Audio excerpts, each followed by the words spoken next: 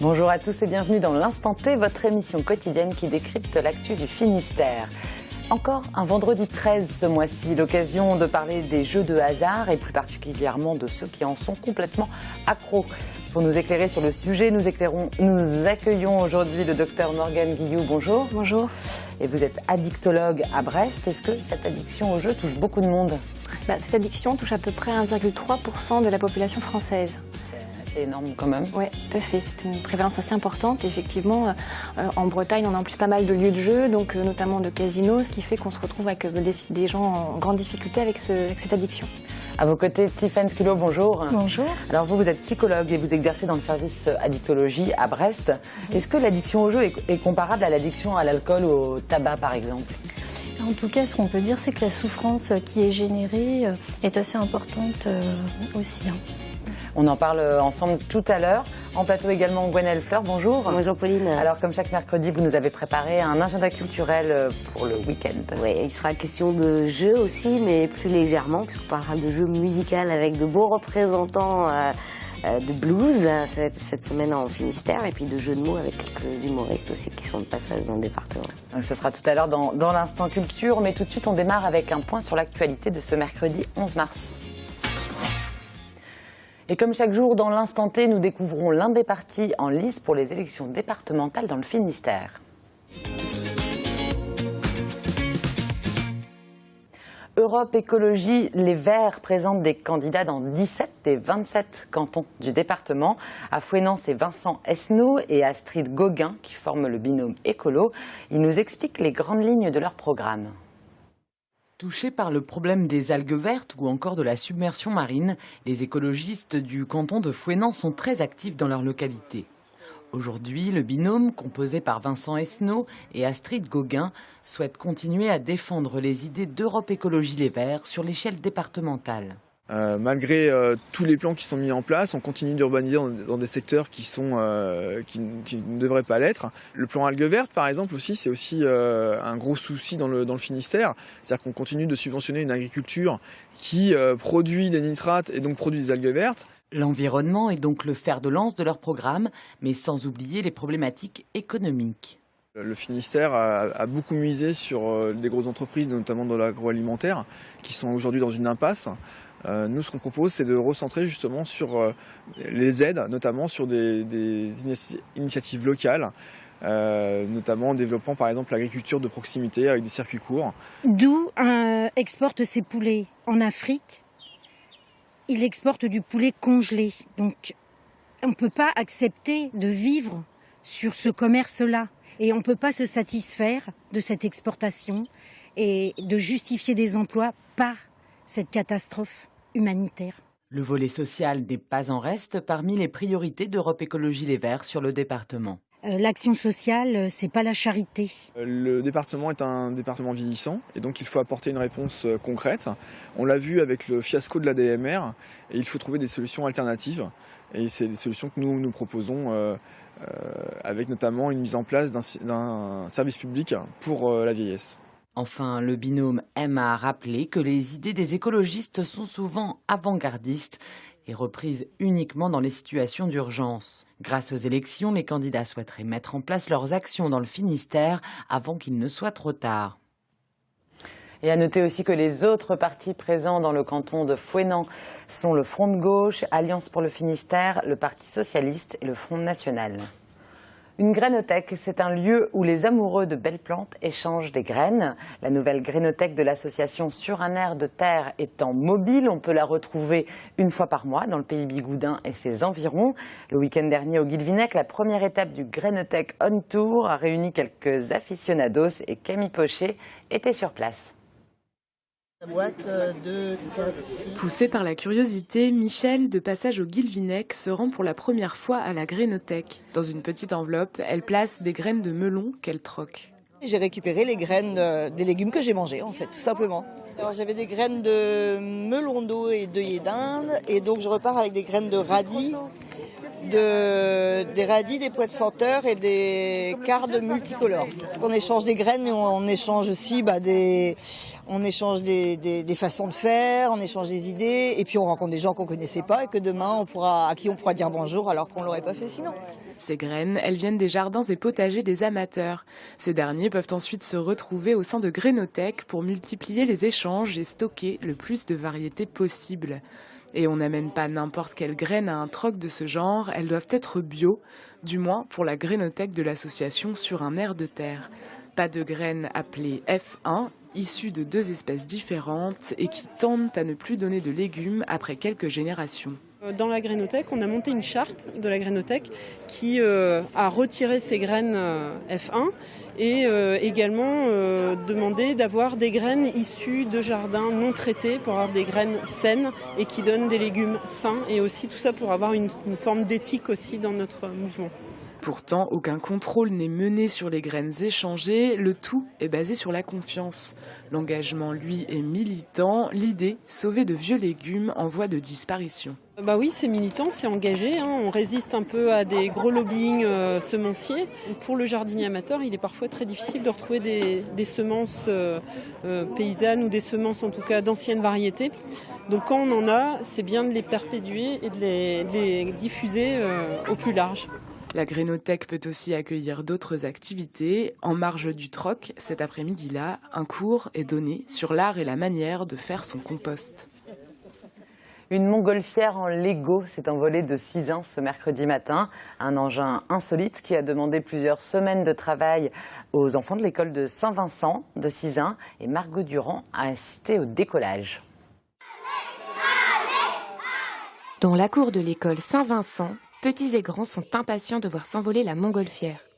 Pour ce projet, les 60 enfants se sont improvisés scientifiques. Ce projet était fait pour les enfants. C'est avec l'association Les Petits Débrouillards. On est venu préparer une montgolfière. La montgolfière, la nacelle en elle-même est faite en Lego avec des personnages de Lego. Ils ont travaillé pendant 4 semaines là-dessus et le projet arrive à terme aujourd'hui. Frédéric Corr, passionné de Lego, réussit à combiner divertissement et pédagogie. Le premier vol de la montgolfière annonce l'exposition consacrée au célèbre jeu danois à la fin du mois à Sizun.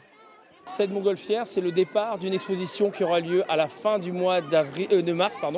C'est la plus grande exposition de l'Ouest. On est plus de 30 exposants qui vont venir se présenter pour vraiment montrer les œuvres qu'ils créent en Lego. L'argent récolté ce jour-là, et pour but justement, c'est pour réinvestir dans l'école, des travaux dans l'école. Il y a 2 ans, on a refait un escalier grâce à la première exposition. Là, on va faire d'autres travaux, des sorties scolaires.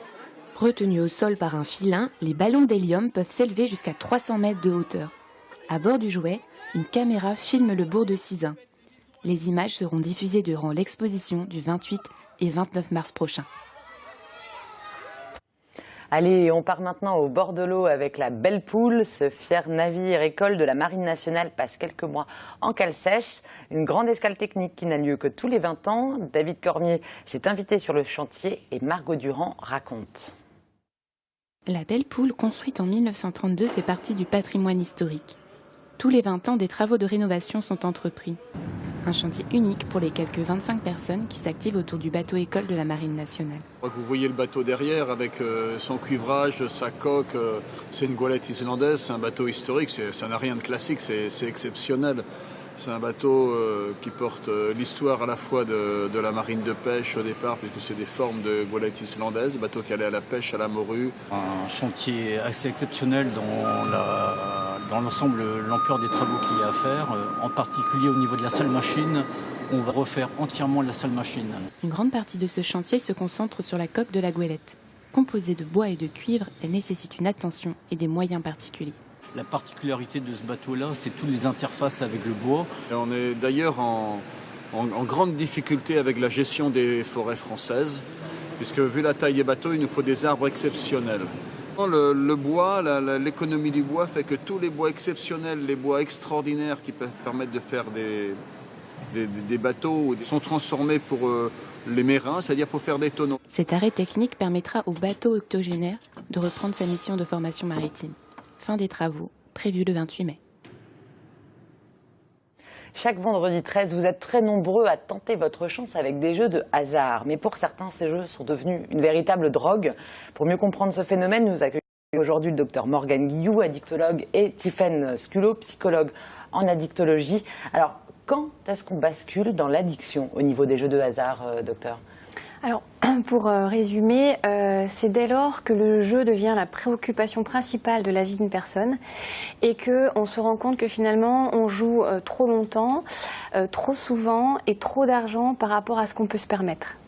Alors l'endettement au jeu, ça peut être l'endettement du joueur, hein, ça peut être une des conséquences. Est-ce qu'il y en a d'autres conséquences sur la vie du joueur ? Oui, ça peut être l'isolement, ça peut être aussi des conflits familiaux, toutes les conséquences qu'il peut y avoir dans toutes les autres addictions, en fait. Et alors, quels sont les types de jeux qui sont prisés par les personnes addictes ? Alors, on va dire, c'est surtout les jeux les plus problématiques sont les jeux qui ont souvent des mises relativement basses, avec un potentiel de gain immédiat et un plaisir immédiat. Donc, l'exemple typique, c'est la machine à sous. Dans les casinos, par exemple. Voilà. Ouais. Mais on voit aussi quand même beaucoup de tout ce qui est jeu de grattage. Quand même, il y a beaucoup de gens en difficulté. On peut être accro juste au petit jeu à 2 €. Tout à fait. D'accord. Ouais, tout à fait. Et puis, on voit aussi pas mal de gens en difficulté avec les paris sportifs et les PMU, que ce soit en réel, donc dans les revendeurs françaises des jeux, ou PMU, ou aussi en virtuel sur alors Internet. Justement, quelle place tiennent les jeux en ligne dans l'addiction des joueurs ? Ça s'est développé depuis les dernières années, ça a augmenté les addictions aussi ? Cette disponibilité augmente forcément l'accès aux jeux et notamment aux plus vulnérables. Donc on sait que ça expose les plus vulnérables à la dépendance aux jeux. Et puis on sait que ça accélère un peu l'histoire aussi. Les problèmes surviennent beaucoup plus vite finalement lorsque c'est en virtuel sur Internet où il n'y a pas de limite de temps, pas de limite d'espace et où on est seul face à son écran. Donc on sait que la perte de contrôle peut arriver un peu plus vite. Mais souvent les joueurs jouent dans les deux. Et les joueurs pathologiques ont à la fois plusieurs voilà, et puis à la fois en jeux. Réel et aussi sur Internet. Oui. Alors en France, on parle donc de 400 000 joueurs à risque modéré, 200 000 joueurs excessifs. La Bretagne et le Finistère ne sont donc pas épargnés. Non. Vous rencontrez beaucoup de joueurs dans le cadre de votre travail. C'est-à-dire que ce soit donc ici dans le Finistère Nord notamment, qu'on connaît mieux, oui. À Morlaix, où effectivement on rencontrait dans la région de Morlaix, dans la région de Carhaix, pas mal de gens en difficulté avec le jeu. Probablement que beaucoup de joueurs ne savent pas qu'ils peuvent non plus aller frapper dans les centres de consultation. Oui. Il y a aussi beaucoup de joueurs qu'on ne connaît pas, je pense, des personnes qui n'osent pas. Voilà. Mais en même temps, comment sait-on ? Est-ce qu'il y a des seuils ? Est-ce que c'est à partir d'un certain nombre de jeux que vous avez établis ou un certain nombre d'heures ou un certain nombre d'argent qu'on dépense vous établissez ça comment en fait ? Alors, moi, je dirais que c'est dès lors qu'il y a une souffrance. Vraiment, c'est le joueur sait à quel moment, comme quelqu'un qui est dépendant à l'alcool ou dépendant à un autre produit, il sait à quel moment ça devient un problème et à quel moment il y a une perte de contrôle. Il l'identifie assez bien. C'est-à-dire que c'est quand vraiment il y a une préoccupation et que presque c'est devenu un besoin premier dans la journée, c'est d'aller jouer. C'est quotidien. Ceux qui sont addicts au jeu, ils jouent tous les jours. Beaucoup jouent tous les jours. Ça peut être un problème, même si c'est pas tous les jours, mais en tout cas, la préoccupation est souvent quotidienne. Est-ce qu'il y a des symptômes comme avec l'alcool ou d'autres addictologies ? De sevrage, par exemple, où en fait on retrouve un peu les mêmes éléments, c'est-à-dire qu'il y a le besoin de jouer de plus en plus pour avoir le même effet, donc il y a une augmentation des mises progressive, il y a une perte de contrôle progressive, c'est-à-dire qu'ils vont se retrouver à jouer beaucoup plus que s'ils avaient prévu au départ, et il y a aussi parfois des signes de sevrage, ce que décrivent bien dans les casinos ceux qui travaillent dans les casinos, c'est-à-dire que vraiment une irritabilité. Une tension, quand ils sont en phase de jeu, on ne peut pas aller leur parler parce il y a une souffrance, une difficulté importante à ce moment-là. Et puis une culpabilité après avoir joué. Et surtout, ce qui caractérise pas mal les joueurs aussi, c'est tout ce qui est souvent difficulté avec l'entourage, pas mal de mensonges vis-à-vis de l'entourage, parce qu'ils veulent cacher un peu leur difficulté. Et puis le fait qu'ils tentent toujours d'aller jouer pour se refaire, c'est-à-dire d'essayer de rattraper un peu les dettes cumulées. Il y a plus la notion de plaisir en fait. Est-ce qu'on peut établir un profil type du joueur addict ? Je te laisse peut-être. Stéphane. Alors les profils, il En fait, c'est plus des joueurs. Il n'y a pas de profil type. C'est pas un homme ou une femme, c'est tous les âges. Il y a de tous les âges, il y a des hommes et des femmes. C'est vrai que les hommes vont plutôt jouer à des jeux un peu plus stratégiques, tandis que les femmes, ça va être plus les jeux à gratter, ça va être plus les jeux de casino, les machines à sous. On arrive à trouver des profils quand même un petit peu différents, mais globalement, oui, il y a de tous les profils. Est-ce que c'est long de se désintoxiquer? Alors quand on se désintoxique, on arrive dans des centres d'aide comme vous, avec des addictologues. Comment ça se passe? C'est de façon individuelle ou par groupe? Il y a les deux prises en charge en fait. Les personnes peuvent arriver directement dans l'Exapa et puis être reçues individuellement ou bien venir. Il n'y a pas besoin de s'inscrire au groupe qui est proposé, les groupes de joueurs là sur Morlaix et sur Brest. Ça dure combien de temps? 2 heures. Et sur quelle durée? En 2 heures, on est désintoxiqué du jeu? Ah non. C'est génial. Pas la désintoxication. Non. Par contre, ça a lieu 1 fois par mois, ça dure 2 heures. Mais après, c'est aussi pour prendre un premier contact, parler avec d'autres personnes qui ont les mêmes difficultés. Et après, des fois, ça peut amener aux soins. Qu'est-ce qu'on fait quand on découvre qu'un de nos proches est addict au jeu? Quand on fait pour la famille, est-ce qu'il y a un accompagnement qui est prévu aussi? Alors, il y a un accompagnement qui est possible. Souvent, quand on reçoit en niveau individuel, on est souvent amené à recevoir le proche, enfin la personne qui, ou par exemple le compagnon ou la compagne, qui est quand même souvent un soutien très important dans la prise en charge et dans le changement.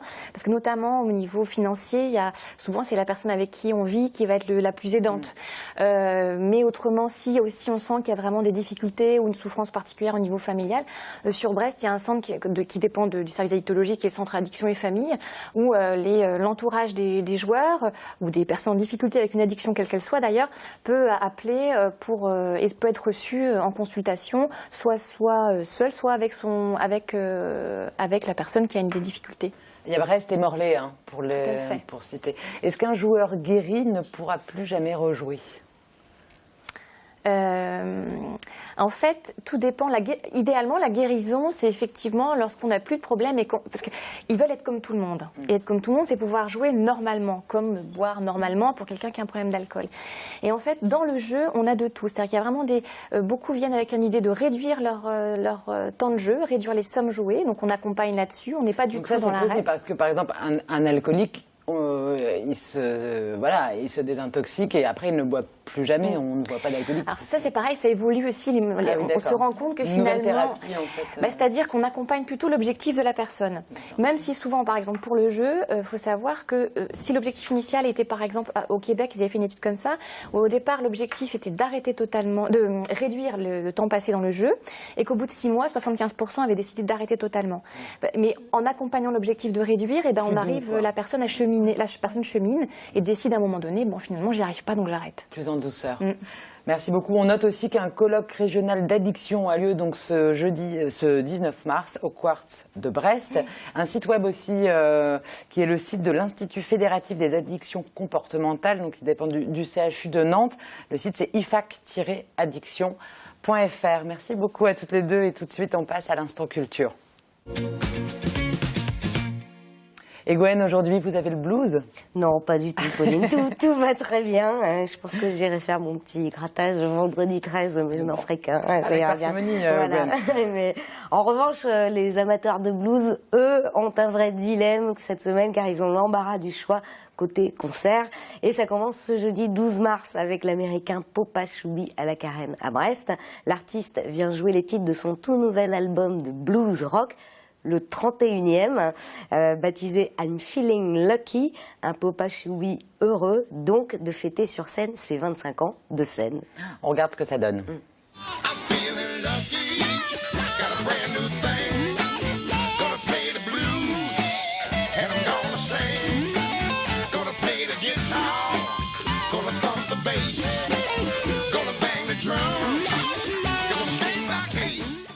En effet, Popa Chubby a l'air heureux. Tout à fait. Il y a un autre bluesman de passage dans la région, c'est Thomas Ford. Alors, le jeune Anglais est un petit prodige du Delta Blues. C'est ce blues rugueux des origines.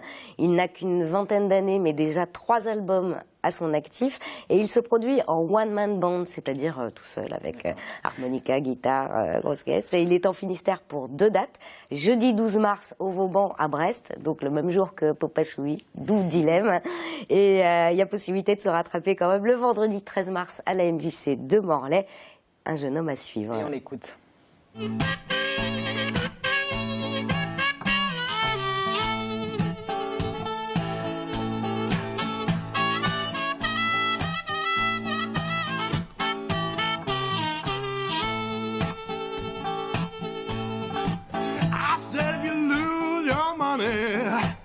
Great God, don't lose your mind. Well, I said if you lose your money, great God, don't lose your mind. Et blues toujours, mais avec une touche pop, samedi à Castres pour la soirée des Vaches Folk. Alors il y a 2 artistes à l'affiche, le français Mathis Hogg, d'abord adepte d'un blues rock que ne renierait pas Popachoubi, encore lui, et la Canadienne Christina Martin qui œuvre dans un registre plutôt pop-rock. Ils viennent chacun défendre un nouvel album, samedi 14 mars à la salle polyvalente de Castres. Et pour Christina Martin, c'est la première fois qu'elle vient jouer en France. Et on la découvre en musique. He keeps coming, dancing, steaming up the aisle. He watches only her in flight. You got something I wanted, step aside, train keeps coming, rolling through our lives. I am feeling, I'm falling for the understanding. I am feeling, falling for you.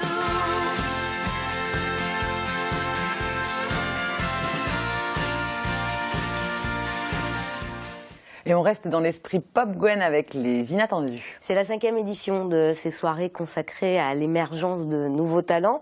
Ça se passe ce vendredi 13 mars au Vauban à Brest avec 2 formations à l'affiche. Les jeunes Brestois de Redline avec un répertoire pop-rock et les Parisiens du groupe In the Canopy avec une pop raffinée, tressée d'harmonie vocale. Un groupe qui fait le buzz en ce moment. Et puis place à l'irrévérence avec quelques humoristes de passage dans le Finistère. Ah, et honneur aux femmes avec Elisabeth Buffet. L'humoriste, autant prévenir, ne le fait pas dans la dentelle. Elle est de retour avec son nouveau spectacle baptisé Nouveau spectacle, fallait le trouver. Alors rendez-vous vendredi 13 mars à l'Alizé à Guipava et samedi 14 mars à l'Athéna d'Ergué-Gabéric. C'est parfois trash, mais c'est un vrai bonheur sur scène. On va regarder un petit aperçu. T'as appelé les pompiers? Mais tu leur as dit quoi? Il y a une vieille chatte coincée au d'une barre de police. Si je calcule bien, pour le père, il y a 2 possibilités. Mouloud, videur du Macumba, qui s'est bien vidé. Buffet à volonté! Et autre humoriste qui ne prend pas de pincettes non plus, c'est Olivier de Benoît.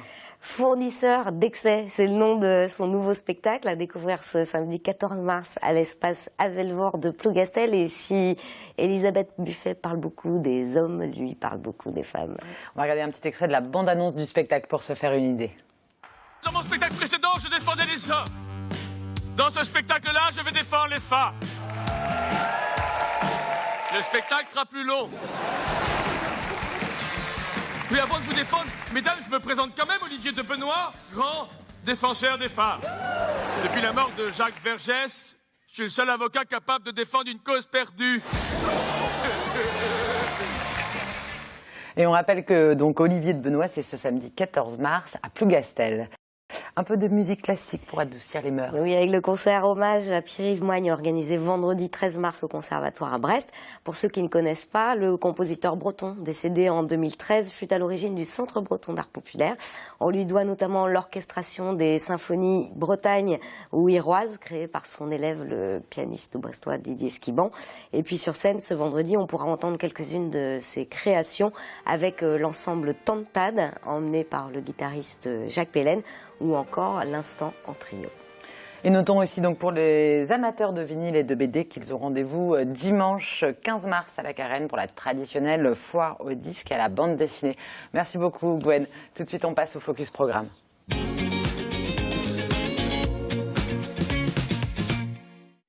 Et ce jeudi à 20h45 sur TBO, ne manquez pas donc votre case La Bretagne en prime time, le documentaire Le Dernier Continent, un film qui retrace le combat des opposants à l'aéroport Notre-Dame-des-Landes.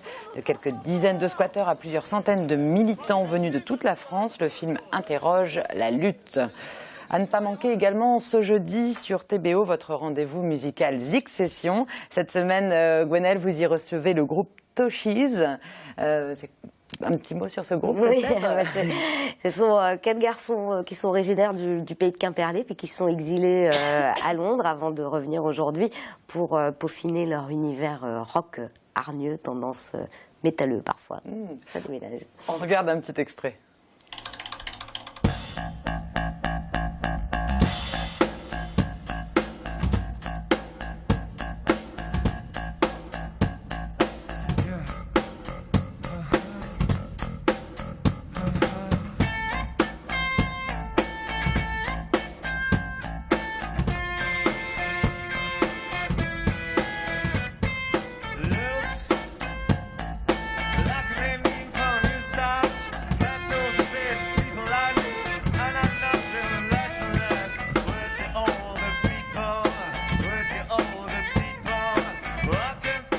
Voilà, et c'est donc à 18h15 ce jeudi 12 mars. Merci beaucoup à toutes les trois d'être venues sur le plateau de l'Instant T. Nous, on se retrouve demain à la même heure pour une nouvelle émission. D'ici là, passez une excellente soirée sur TBO.